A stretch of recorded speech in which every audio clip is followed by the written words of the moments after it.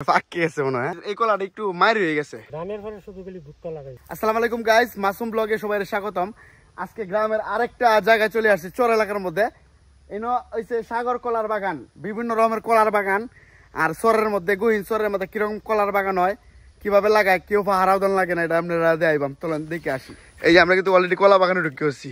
কলা বাগান দেখে ভয় ভয় লাগতেছে, লগে কেউ নাই, সব জায়গায় জায়গায় কলা হয়ে রয়েছে। এই দিন কলা আমি পুরাটা ঘুরে দেখাই। এই দিন কলা, সব কলা বেরিয়েছে। তো মাশাআল্লাহ এবারে কলার ফলন ভালো হয়েছে। এটাতে বলে সব সাগর কলা না, আসলে এদিকে সব সাগর কলা লাগানো হয়েছে। এই কলাটি দেখুন মোটামুটি পাকে গেছে, রং ধরেছে, পাকে যাবো। এদিকে দিন কলা আছে। আমি পুরা বাগানটা ঘুরে দেখাইব আপনারা। কলা তো সবাই খান, কলা যে কিভাবে হয় এটা তো দেখুন না। এই কলাটা একটু মায়ের হয়ে গেছে। এটি মাইন যে সময় বগিচ আছে এই সময় একটু দুর্বল হয়ে গেছে, বা আরো বড় হইবে এই কলাটি। কিছু কলা মাইর গেছে, আর কিছু কলা খুব সুন্দর সুন্দর হয়েছে। বাগানটা দেখুন একবারে গজারি বনের মতো দেখা যেতেছে। এই যে কলা, এটি আস্তে আস্তে বড় হইব। এই কলাটি আবার বাজারে বেচবো, বুঝছেন। আবার কলার পিছনে দেখুন এই যে লাউ করে তো দিছে, বিশাল বড় লাউ ক্ষেত। লাউ কি হয়েছে? হ্যাঁ, কলা তো আপনার লাউ কি হয়েছে নি? লাউ না হইলে লাউ একটা করা পাইছি। এই যে দেখুন লাউয়ের করা হয়ে রয়েছে। মোটামুটি এই পর্যন্ত লাউ ক্ষেত করছে আর কি, বুঝছেন। আর এতে ডেঙ্গা ক্ষেত করছে, সেটাও দেখে পাম। এই যে কলা বাগানের লগে এতে সিমুর বাগানও আছে, দেখছেন। এই যে এতে আরো কলা বাগান আছে, এতে লাউ লাউ আছে, তারপরে ডেঙ্গা আছে। এই চাষা ডেঙ্গা লাগাইতেছে অলরেডি, দেখছেন। এই যে ডেঙ্গা। চাচা আসসালামু আলাইকুম। চাচা কি লাগাইছেন এবারে?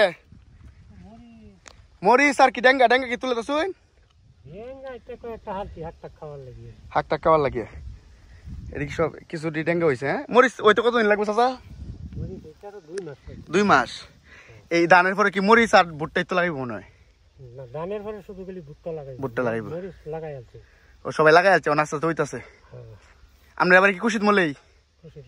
আচ্ছা আচ্ছা, ধন্যবাদ। আমাদের হোসেনপুর বাজার। তো প্রিয় দর্শক, এই হলো চাচার ডেঙ্গা এবং মরিচ ক্ষেত। আবার যাই আমরা কলা বাগানো। দেখুন এনতে একটা কলা বেরিয়েছে, কলাটা পাকি আছে মনে হয়। পাকি খাইব কয়েকদিনের মধ্যে। আসলে এই শহর এলাকার মধ্যে বা গ্রাম এলাকার মধ্যে এই তারা মানে এই ফসলগুলাই লাগায় বেশি। যেমন কেউ আছে ধান লাগায়, কেউ আছে লাউ লাগায়, কেউ আছে ডেঙ্গা লাগায়, মরিচ লাগায় একসাথে। এখন বাই যে কলা গাছটি আসিন, কলাটি আছে, এটি দেখে আমরা চলেন। কিছু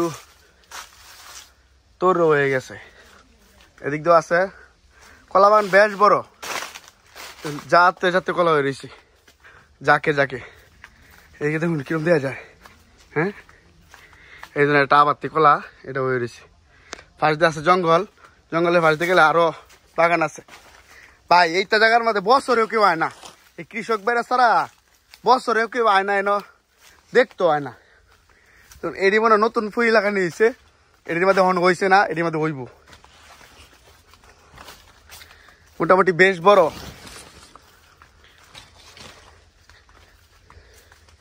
এই যে দেখুন কলা বাগান, এতে যে কলা বাগান আছে এই পর্যন্ত শেষ হয়ে যাব।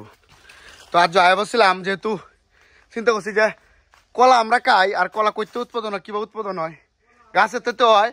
চর এলাকার মধ্যে বেশিরভাগ লাগায়, একটু বড় জায়গা লাগে, সে লাগে এই দেখুন এই পর্যন্ত কলা গাছ। তো আজকে গ্রামের বা চরের এই কলা বাগানটা দেখাইলাম, পাশাপাশি লাউ শাক, লাল শাক, এগুলো দেখাইলাম। কেমন লাগলো ভিডিওটা কমেন্ট করে জানাবেন। দেখা হইব আবারও আর একটা নতুন ভিডিও লিয়া। সবাই ভালো থাকবেন, সুস্থ থাকবেন। আল্লাহ হাফেজ।